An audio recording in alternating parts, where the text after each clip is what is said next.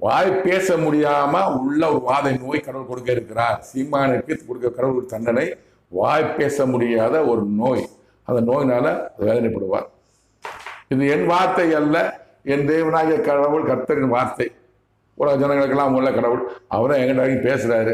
ஒரு அரசியல் தமிழ்நாட்டு அரசியலை பற்றி செஞ்சுட்டு யாருமே நல்லவங்க இல்லை, எல்லாரும் நல்லவங்க கிடையாது.